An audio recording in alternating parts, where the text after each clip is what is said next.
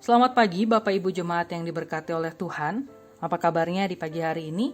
Kiranya kita tetap ada dalam keadaan yang sehat untuk kita boleh melakukan berbagai aktivitas kita di hari ini. Bapak Ibu Saudara yang diberkati oleh Tuhan, firman Tuhan pada pagi hari ini Senin 25 Mei 2020 terambil dari kitab Yoel pasalnya yang kedua, ayatnya yang ke-12 sampai dengan yang ke-14. Sebelum kita membaca dan merenungkan bersama kebenaran firman Tuhan, mari kita berdoa. Bapa Sorgawi, sungguh kami bersyukur dan berterima kasih Engkau masih memberikan kepada kami kesempatan Tuhan untuk kami boleh menikmati indahnya hari ini dengan berbagai aktivitas kami, berbagai tugas dan tanggung jawab kami di hari ini. Namun sebelum kami memulai semuanya itu Tuhan, kami akan membaca bersama dan merenungkan bersama sabda kebenaran firman Tuhan. Berikan kepada kami Roh Kudus-Mu agar kami dimampukan untuk mengerti dan melakukannya di dalam hari-hari yang senantiasa Engkau masih percayakan kepada kami. Terima kasih ya Tuhan, dan bersabdalah karena kami siap untuk mendengarkannya. Amin. Mari kita baca Bapak Ibu Yoel pasal 2 ayatnya 12 sampai dengan 14, demikian firman Tuhan. Tetapi sekarang juga demikianlah firman Tuhan, berbaliklah kepadaku dengan segenap hatimu, dengan berpuasa, dengan menangis dan dengan mengaduh. Koyakanlah hatimu dan jangan pakaianmu. Berbaliklah kepada Tuhan Allahmu, sebab Ia pengasih dan penyayang, panjang sabar dan berlimpah kasih setia, dan Ia menyesal karena hukumannya. Siapa tahu mungkin Ia mau berbalik dan menyesal, dan ditinggalkannya berkat menjadi korban sajian dan korban curahan bagi Tuhan Allahmu. Demikianlah pembacaan Alkitab, terpujilah Tuhan Yesus, haleluya. Bapak Ibu Saudara yang diberkati oleh Tuhan, ada sebuah cerita tentang seorang anak yang pergi meninggalkan rumah karena ia bertengkar hebat dengan ayahnya. Ia pergi jauh dan ia tidak mau pulang ke rumah, ia tidak mau tinggal lagi dengan ayahnya. Namun setelah bertahun-tahun tinggal jauh dari sang ayah, sang anak ini tiba-tiba merasakan begitu rindu untuk kembali pulang ke rumah. Ia kemudian merenung dan ia menyadari bahwa kejadian bertahun-tahun yang lalu itu merupakan kesalahannya. Ia begitu menyesal, ia mengabari ayahnya bahwa ia ingin pulang.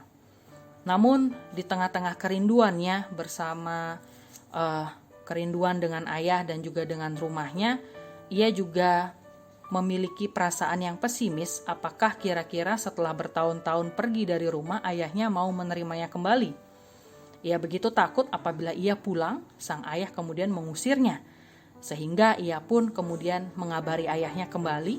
Ia berkata kepada ayahnya, kalau memang aku boleh pulang, maka ayah harus memberikan tanda, yaitu menaruh sehelai sapu tangan putih di depan pintu pagar rumah. Kalau aku melihat sehelai sapu tangan putih, maka aku tahu bahwa ayah juga menginginkan aku pulang.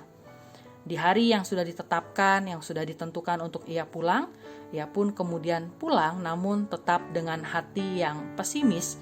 Ia takut kalau ia sampai di depan rumah, ia tidak melihat sehelai sapu tangan berwarna putih. Namun yang terjadi, Bapak Ibu, ketika ia sampai di depan rumah, ia tidak hanya melihat sehelai sapu tangan berwarna putih, namun ia melihat puluhan sapu tangan putih yang ayahnya taruh mengelilingi seluruh pagar rumah tersebut. Bapak Ibu Saudara yang diberkati oleh Tuhan, Nabi Yoel menjalankan pelayanannya di Yehuda pada saat bangsa ini telah kembali dari pembuangan. Memang tidak disebutkan secara rinci dosa apa yang dilakukan oleh umat pada awal kitab ini.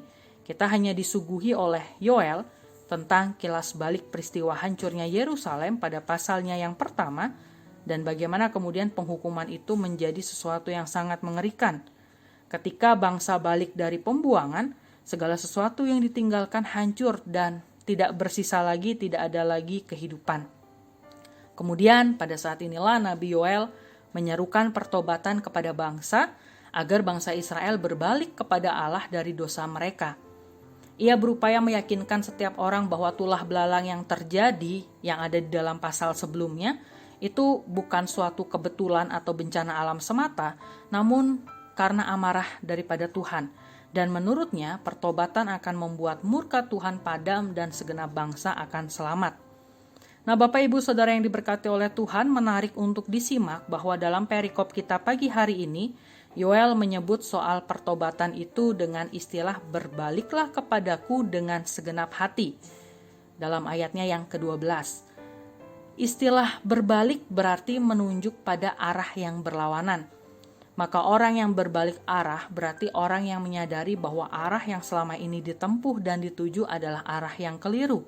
Dan itulah sebabnya pertobatan harusnya dimulai dengan kesadaran terhadap suatu kesalahan, lalu kemudian kesadaran tersebut diwujud nyatakan melalui tindakan untuk segera merubah arah yang salah tadi menuju arah yang benar.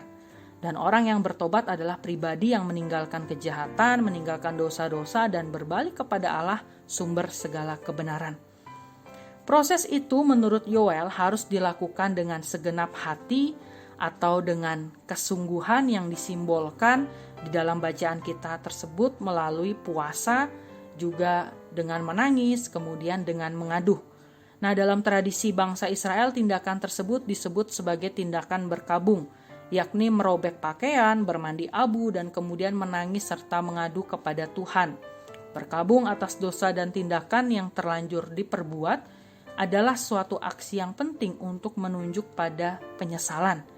Itulah sebabnya pertobatan bukan saja hanya dimulai dengan kesadaran terhadap dosa tersebut, melainkan juga harus diikuti dengan penyesalan, dengan tindakan berbalik arah tersebut, dengan tindakan tidak lagi melakukan dosa tersebut. Jadi tidak hanya sadar, namun juga ada aksi dari kesadaran itu. Seruan Nabi Yoel kepada bangsanya ini begitu yakin Nabi Yoel sampaikan karena sang Nabi begitu mengenal karakter Allah yang sesungguhnya, yaitu Allah Maha Pengasih dan Maha Penyayang. Apapun yang dilakukan Israel dan bagaimanapun Israel telah menyakiti hati Allah, bahkan sampai Allah menghukum, namun hukuman tersebut kita tahu bukan untuk memusnahkan Israel, melainkan untuk mengajar Israel bahwa apa yang mereka lakukan salah dan mereka harus berbalik kembali kepada Allah. Semua itu karena Allah begitu mengasihi bangsa Israel. Nah, Bapak Ibu Saudara jemaat yang diberkati oleh Tuhan, tentu apa yang menjadi bacaan kita pada pagi hari ini masih sangat relevan hingga saat ini. Saat kita memiliki kesalahan atau dosa di hadapan Tuhan, kita tahu bahwa dosa tersebut kemudian merusak relasi kita dengannya, merusak tatanan kehidupan yang penuh keteraturan dan kedamaian bersama dengan Allah.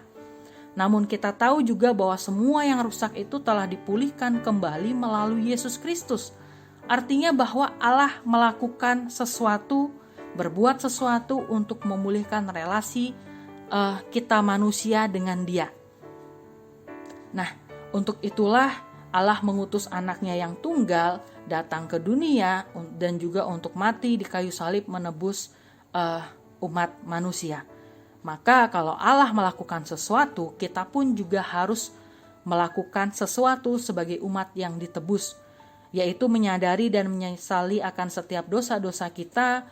Kita selalu dapat berbalik kepada Allah dengan segenap hati, dengan berpuasa, dengan menangis, dengan mengadu, dengan mengoyakkan hati, dan yang terpenting adalah kita memiliki komitmen untuk tidak melakukannya lagi.